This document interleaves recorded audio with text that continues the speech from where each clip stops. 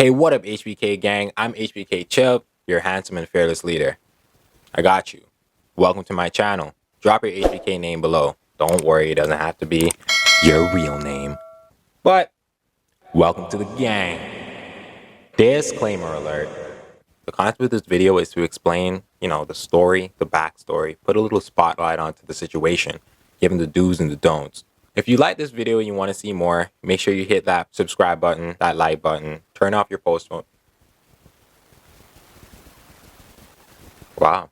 So let's start off with Mr. Paul, or Mr. Sir Paul Bernardo. He was born in 1964 to an affair between his mom and her ex-boyfriend.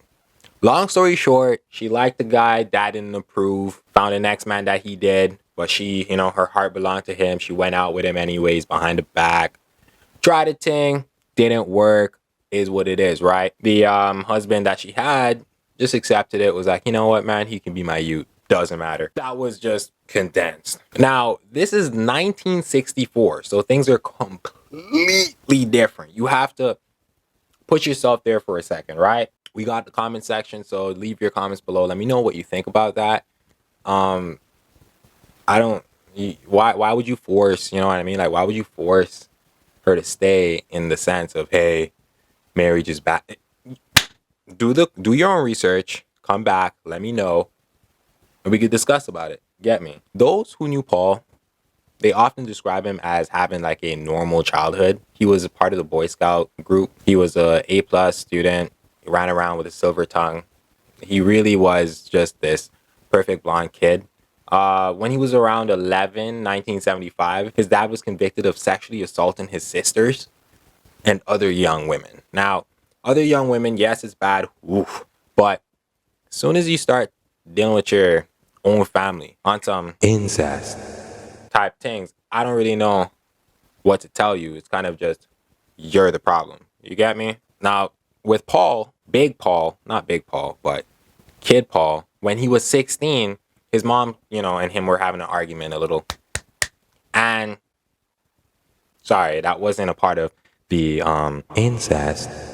But, yeah, they were having an argument, and she called him a bastard, right? He was like, yeah, bastard.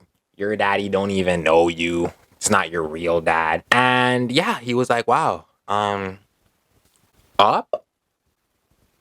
and stuck. Started calling her a whore, you're a slob, you're a bitch. Feel me? Like, really and truly, dad, good. He left. Now, the thing is, his pops, it was kind of like the dad that was raising him was, as you can see, convicted of sexually assaulting his sister, his sister. And hey, right? Like, you would think, oh, that's not my dad? Okay, sweet. Good thing, good thing I'm not him, he's not me. I don't have like his DNA in me. Sweet. Nah, he was like, I'm gonna just run up everything he did and times it by 10. You get me? We're gonna get into that. Now, he had all the shorties. Shorty means girl. Shorty equals girl. I can't even fathom how that was possible. Granted, yes, he was an attractive man or kid, but right? In university, he was dating a high schooler and demanded anal sex every single time. Skip forward, he was just basically saying, yeah, man, that's the best way possible to assert your dominance over someone. Like, assert your dominance, you get me? So it is what it is. Life's too short. You can't be too mad at him. That's just what he likes. Kinks is kinks.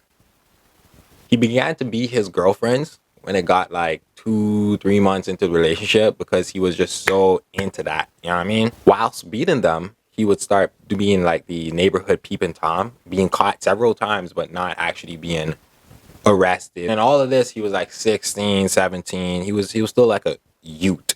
Youth equals child. Youth equals child. You get me? He started like, creeping into the BDSM nature. Like, he seen magazines and basically just magazines at the time. You can't be going online and anything like that. And you can't be talking to people. Like, you can't be going around, hey, you into bondage? You into those type of things? Like, BDSM. Are you cool with that? Back in the day, I don't think that was a possibility. So let's just run back. I'm going to read out a couple things on the script that he did But tell me if it doesn't sound wild. Right before that, he went to a school that I played basketball in. Believe it or not, we played against their basketball team multiple times. They did crush us. They were better. You know, they were better. Not than me. Just the team. They played together as a team, but 15 minutes away from my high school. I was literally there.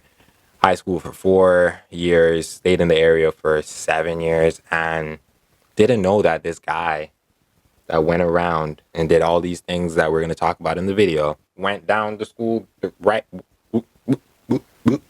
I would have shut the whole school down. I'm like, nah, I'm good. Money after minute though. Remember, the thing is, Mr. Paul, Mrs. Madam Carla. That's two different things right now, right? That's two different people. We're gonna talk about what Paul was doing before he even met Mrs. Madam Carla. Before that came in the picture. Let's list off what he was doing. Paul, Mr. Sir, was actually not normal, if that's even the word to describe it. He was going around doing the do's without getting permission. He was groping and doping and shoping and doing what he needed to do, you know? He did at one time, like, there's a difference between doing criminal stuff and then doing, like, shit. Like, just, you know what I mean? We're going to be talking about just shit, what he did. Just shit. Ugh. Okay, here we are. These attacks lasted about an hour to 30 minutes, okay? May 4th, 1987. He raped a 21-year-old Scarborough woman in front of her parents' house. 10 days later, he raped a 19-year-old woman in the backyard of her parents' house. What? Okay. He waited like 2 more months. He was like, well, okay, you know, got to 10 days. Let me chill out. All right. Pulled up on a young woman, tried to crush her. She fought back. He ran away. September 29th, attempted rape on a 15-year-old woman. Broke into the house, entered the victim's house, jumped in the back, put her hand over her mouth, threatened her with a knife. Couldn't go anywhere because the mom walked in and started screaming. So he dipped out. Okay. December 16th, 1987, he raped a 15-year-old woman. 15-year-old girl. What is it with 15? Do you see that? So he went 21, 19, and then dropped it all the way to 15. He said legal. Yeah. Okay. You're fucking sick. You're sick. On the 16th of December, 1987, the police was like, all right, let's issue out a warning. Let's people know. Let's let people know what's going on, because this is kind of wild. This is crazy. Let's let them know. Finally, right? After the first is like, all right, miss, we need some evidence, blah, blah, blah. The second is like, okay, we should probably let man know. We should let man know. Hey, ladies, please be careful. Like, at least say, ladies, please be careful. You know what I mean? But hey, that's just me, right? December 23rd, a 17-year-old, so he went up 2 years. 17-year-old, I don't even think he was peeping or knew their age. He just seen they were young looking and just went. 17-year-old with a knife that he used, right? With a knife. So now he's like pulling up with a weapon. The knife is like his signature go-to. And he was dubbed the Scarborough Rapist at that point. He was nearly caught by a uniformed investigator because he was peeping a shorty at a bus shelter, right? And he was underneath the bus shovel like a goofy. Police officer was like, yo, I think it was an off-duty police officer. He pulled up and was like, what's that guy doing?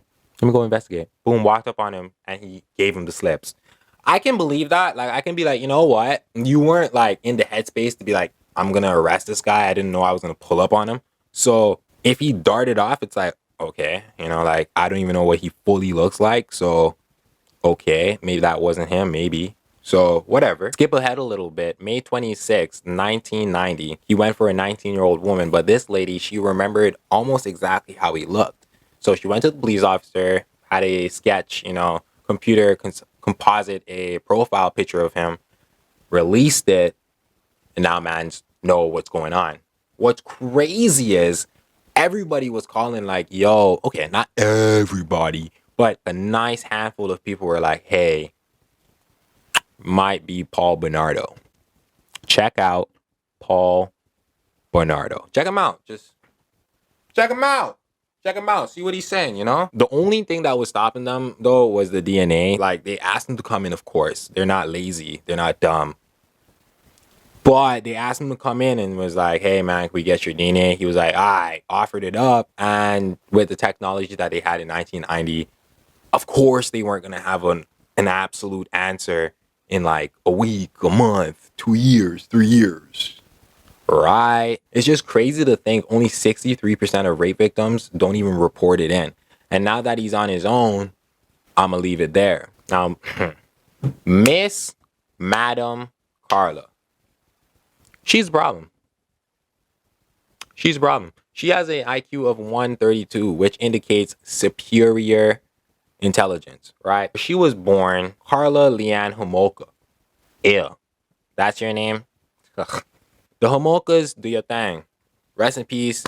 We'll be talking about her just now, but do your thing. Not the family, do your thing. Carla, this is like all to you. You're a joke. You know what? I'm not even gonna give her a backstory. I don't even care about her backstory. I wrote on the script, hey, it's your mom, it's your dad. We don't have to bring them into this because they're perfectly fine.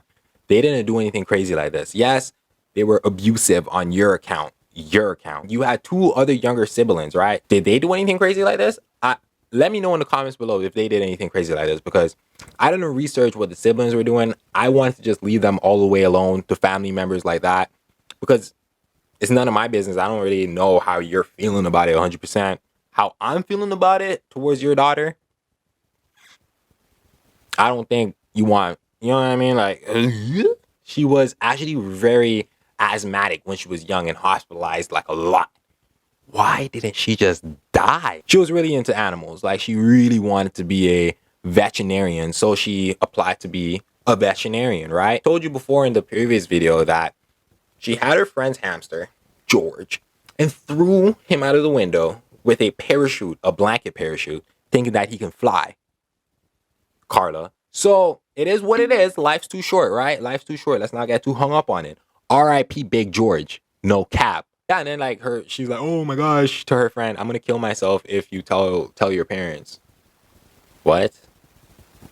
You're weird. You're weird. Like, you're weird. I don't know if they're still friends anymore, but my dukes would have had to known about that little incident. I'm not gonna hold you. I don't know how long she had the dang hamster, but it's been a while, and you just came in and killed it. Like, what are you saying? What are you doing? Nah. Mommy and daddy have to hear about this. During her high school days, she was known as being like a nonconformist regarding to fashion. A nonconformist regarding to fashion, meaning like she made, she made trends. She was like uppity up. She was real cute. They're not called the Barbie Ken couple for no reason. Like, they were pleasing. You know what I mean? Like, eye pleasing. That's a word, all right? I'm not even gonna talk about that too much. Like, think about a pretty girl in high school. It is what it is. She wasn't that bad. She looked like a porn star, in my opinion. The poofy hair and she looked like she did the Playboy magazine pictures with like full bush and bush head, bush and all of that. So Carla, do your thing. It is what it is. She often fantasized about weird situations involving death. And once she tried to cut herself with a knife. Why didn't you go through with it? I don't know. You should. What? Now, she met Paul at a convention, like a pet store convention, animal convention, something like that, in Toronto when she was 17 years old, right? Paul was 23. They discovered that they had the same sadistic, desires. Now that we have them together, let's see what they do. I don't even think it's that big of a deal that they had sex the first time that they met each other. That's not even like something I want to make a highlight on, because, hey, what's Tinder for? First things first, Paul lets Carla knows that he's interested in her younger sister. We're gonna like super fast forward this because they're in a relationship. He's still going out doing his thingamajig as the Scarborough rapist. That's why she thinks that he's so happy with her, because he's still getting his fix, if you will. After a little while, he's like, hey man, look, I do this. You feel me? Sorry, not I do this, but I'm into your sister. So I'm not 100% onto you. I want your sister too. You get me? He just knew that he could manipulate Carla into doing anything she wanted. She was so googly-eyed on him for some reason that she started sneaking animal tranquilizer from work to give to Paul, to give to Tammy, her sister. Now, Tammy, rest in peace. She knocked out her sister at Christmas and let Paul deal with her. Like, Unbelievable, right? Now, what went wrong was the tranquilizer she put on a cloth, right? She put on her face and it burnt her face, right? The police officers came, seen it, didn't question it. They weren't like, hey, what the heck is that? Paul and Carla said that she got so drunk she started throwing up on herself. They pulled her on the carpet to get her to her room. I know we're skipping ahead, but the fact, like, does that story alone make sense? That's what they told the police officers, and the police officers said, yeah, yeah, yeah. The examining officer, doctor man, said, yeah, yeah, yeah. This isn't animal tranquilizer. We don't have the technology to find out what this is, but yeah, yeah. Sounds right. Sounds good. Sounds like that makes sense to me. Yeah. And let her go. After Tammy died, Paul was mad. He was like, wow, I told you that I liked your sister and you inadvertently killed her. You got to replace that, right? You got to replace that. Boom. Carla's like, okay, so I'm going to get this lady that I used to work with and trank her. Boom. Does it maybe 2-3 times to her friends. All of them survived, thank goodness, and said, hey, I felt like I was just drunk. He'll do his thing. They'll wake up. They'll be like, oh, that's weird. I blacked out and not remember anything. See Paul for the first time and be like, hey, nice to meet you. So that happened for like 18 months. If you guys want a longer video, like a longer style video, we just talk about the whole situation beat for beat, I'm totally about that, but I just wanted to keep it condensed, keep the, interesting bullet points that I was like, wait a minute. Because everyone knows the story in some shape or form. I just wanted to be like, hey, can we look at this for a second and be like, hey, that's kind of weird, ain't it? It's kind of strange, ain't it? Think about it. Skipping forward, they got caught. It's an abusive, toxic relationship. What do you think? Carl, I don't know why I'm calling him Carl. He's such a waste youth. I just want to call him Carl. Carl. Funny, my uncle's name is Carl, but he's such a cool dude. Cool dude Carl.